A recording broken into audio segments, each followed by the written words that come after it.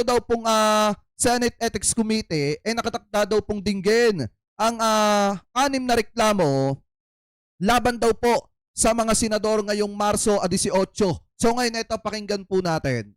Mag-aala korte ang Ethics Committee ng Senado ngayong Marso sa paglatag ng mga Ang pagkakaalam ko parang kasama dyan sina Bato de la Rosa, kasama dyan sina Chis Escudero, at ito pong sina JB Ejercito. Pakitama na lamang po ko kung ako po ay mali.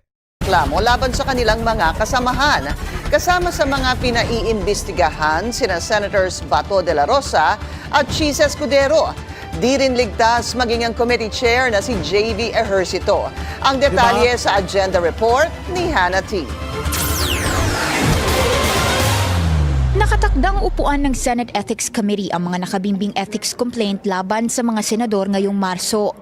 Ayon sa chairperson nitong si Senator JV Ejercito, ipapublish pa nila ang updated rules at saka susuriin ng bawat committee member ang mga reklamo bago ang March 18 na target na pagdinig ng Ethics Committee. And that's the only time we will, pag na-vet na namin, kung natanggal na namin yung mga frivolous cases or complaints, then that's the only time we will inform those senators concerned. 6 na ethics complaint ang nakabinbin ngayon laban sa mga senador at hindi pa ito pinapangalanan lahat ni Ejercito para maiwasan umanong pagpiestahan sila. Posibleng closed door o executive session naman ang kanilang susunod na pagpupulong. Kasi it will be unfair naman kung halimbawa I hope that the public will understand that. Eto kasi ang problema, Senator JB Ejercito, kung ginagampanan mo lang sana ang trabaho mo, hindi ka dadating sa point na pati ikaw, na mismong chairman ng Senate Ethics Committee, mahaharap din sa reklamo. Ano po, kasi kung titingnan nyo mga kababayan, kaya lang naman siya kasi na-reklamo kasi hindi niya inaksyonan yung kaso laban dito kay Chis Escudero, mga kababayan. Kasi ang pagkakaalam ko dyan, sinampahan ng ethics complaint itong si Chis Escudero pero hindi po inaksyonan ni Senator JB Ejercito. At ngayon lamang niya inaksyonan kung kailan inirereklamo na lang din siya. Ano po, anyway, tuloy pa natin. In case it will be dismissed, pero, di ba, damage will have been done. Ano pang aasahan ng taong bayan sa inyo? Natural, i-dismiss nyo yan kasi kayo yung magkakasama eh. Done already, kahit na in the end, kung ma-dismiss man yung kaso, pero napagpiestahan na, di ba? Alam naman, especially this day and age of social media, napakabilis. It's really within seconds, no? Yung reputation, one's reputation can be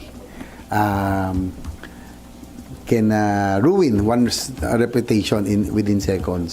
Pero kung closed door ito, ano ang assurance na patas ang magiging pagtingin ng komite sa... Wala talaga tayong assurance dyan mga kababayan kung closed door gagawin yan. Bakit nahihiya ba sila? Na sila mga kababayan ay may hinaharap na pananagutan, may mga ethics complaint na isinampa laban sa kanila at sa mga kasamahan nila. Alam nyo, kung talagang kayo ay senador ng taong bayan, dapat tanggapin nyo yung nakaakibat na responsibilidad na inatang sa inyo ng taong bayan. Ngayon, kung kayo ay may pananagutan, dapat makita ng taong bayan yan kung paano ninyo i-handle yung mga pananagutan na yan at kung paano din kayo mag-handle ng pananagutan ng iba. Kasi ang problema dito mga kababayan, kung closed door po ito, anong assurance ng taong bayan na magiging patas sila dyan? Lalo na't mga kasama nila, yung iniimbestigahan at maging yung chairman ng Senate Ethics Committee ay kasama din. Di po ba? Kaya ang ending yan, baka ma-dismiss lang din yan. Sa mga reklamo, sagot ni Ejercito, the public has nothing to worry about. There's already equal representation. Tatlo-tatlo nga eh. Dapat nga majority mas marami. But in this case, it's three from the minority, 3 from the majority, and then the chair. The chair will decide probably last no, kung talaga merong tie. Ganun naman yun eh. Di ba? So I don't think the public has to be has something to worry, no? Kasi very equal ang representation ng Ethics Committee. Mag-aalakote rin daw ang paghawak ng komite sa mga ethics complaint kung saan posibleng iimbitahan ang mga complainant at ang nirereklamo. Pero recommendation lang daw ang kaya nilang gawin. Ang Senate as a body daw ang magdedesisyon sa kapalaran ng nirereklamo sa ethics complaint.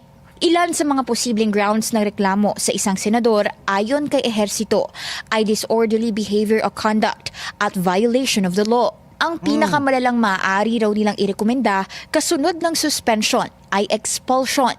Ang pinakabagong complaint na natanggap ng komite ay laban kay Senator Bato de la Rosa dahil sa long unexplained absences nito na para sa complainant ay dereliction of duty kasunod ng umuugong umanong warrant of arrest sa kanya ng ICC. Maging si Ehersito ay nahaharap sa ethics complaint dahil sa kanyang inaction umano sa isa pang reklamo laban kay Senator Cheese Escudero, Diba? kaugnay ng 30 million peso campaign donation ng kontratistang si Lawrence Lubiano. Unang beses daw naranasan Ay, ECM Ron, 2712, mega love shoutout ng Senado ang ganito karaming ethics complaint. Sabi ni Ehersito, definitely ay mag-i-inhibit daw siya sa kanyang sariling kaso. Inaayos lang daw nila sa ngayon ang kanilang committee rules. Para sa agenda, Hannah T. Billionaire News Channel. Siguro naman mga kababayan, napakinggan nyo yung pangalan ni Senator Bato de la Rosa. At ang pagkakaalam ko mga kababayan, dahil po sa kaka-absent ni Senator Bato de la Rosa, mukhang sinibak na po siya mga kababayan sa tatlong komite na hawak po niya. Dahil kung titingnan po natin itong nakita nating balita, maliwanag naman po ang sinasabi dito mga kababayan na ito pong si Senator Bato de la Rosa, 4 na buwan na daw pong absent sa Senado at tinanggal na mga kababayan sa mga pangunahing komite po na hawak po niya. Ibig sabihin, kick out na doon sa mga komite na hinahawakan niya, eto pong si Senator Bato de la Rosa. Ibig sabihin, kung 4 na buwan na po siyang absent mga kababayan, 4 na buwan din po siyang tumatanggap ng sahod habang hindi pumapasok at hindi po nagtatrabaho. Ganon po katindi si Senator Bato. Ibig sabihin pala, kapag ka 1 taon siyang absent, 1 taon din po siyang tumatanggap ng sahod nang walang kahirap-hirap mga kababayan. Anyway, ito ituloy pa natin. Absent pa more. Kick out na sa tatlong komite si Senador Ronald Bato de la Rosa na ilang buwan ng no-show sa Senado. Yan ang agenda report ni Dexter Ganibe ng Abante. Sa susunod na linggo, mag-4 na buwan nang hindi pumapasok sa Senado si Senador Ronald Bato de la Rosa para dumalo sa regular session at mga committee hearing.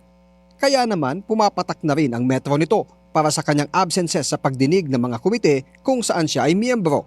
Sa record na nakuha ng Abante mula sa Senado, unang tinanggal si Bato bilang miyembro ng Ethics Committee noong katapusan ng Enero. Ipinalit sa kanya si Senador Amy Marcos na dumalo na sa ikalawang executive meeting ngayong Miyerkules, kung saan isinapinal ang rules para sa pagdinig ng mga ethics complaint. Pang-anim si De La Rosa ngayong 20th Congress sa mga senador na sinampahan ng ethics complaint dahil sa pagiging absent. February 18 naman nang alisin siya sa Blue Ribbon Committee at pinalit sa kanya si Senator Robin Padilla. At nito lang February 25, tinanggal na rin siya bilang miyembro ng Justice and Human Rights Committee. Una nang nagbabala si Senate President Tito Soto. Dapat lang talagang tanggalin na kung wala ng silbi at hindi na nagtatrabaho. Abay, ano pang aasahan dyan ng taong bayan? Dapat yung sahod niyan tinatanggal na rin mga kababayan kasi unfair naman na ang tagal-tagal na po niyang absent pero diretso pa rin yung sahod niya. At kung titingnan nyo, sabi nga ng iba natin mga kababayang Pilipino, ay may bonus pa. Dapat po talaga mga kababayan, lahat ng pribilehiyong hawak niya, na natamo niya nung siya ay nanalong senador, dapat po talaga tanggalin na sa kanya. Kasi unang-una, hindi na naman po niya ginagampanan yung trabaho niya o mandato niya bilang senador na iniluklok ng napakarami nating kababayang Pilipino. Ibig sabihin yan, kung ganyan lamang din, dapat hindi lang sa committee i-kick out. Dapat tanggalin na rin mga kababayan sa Senado. Ano po, tanggalin na bilang senador etong si Senator Bato de la Rosa. Soto na may probisyon sa Senate rules kaugnay ng madalas na hindi pagdalo ng mga miyembro kapag Ay, Ma'am Aileen Dirinon, mega love shoutout po sa inyo ha. Thank you po sa panonood. may hearing ang kinabibilangang komite. We have a rule on the absence of committee work. Yung membership sa committee. A number of times na hindi ka umattend, pwede kang alisin sa committee. Pero nananatili pa ring chairman sa Senate Committee on Civil Service si Bato.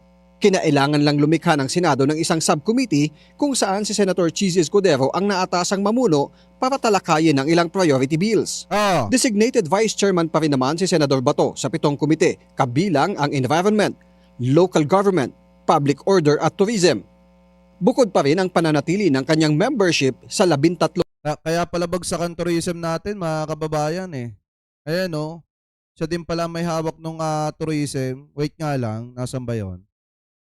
Ayan no. Environment, Local Government, Public Order at Tourism.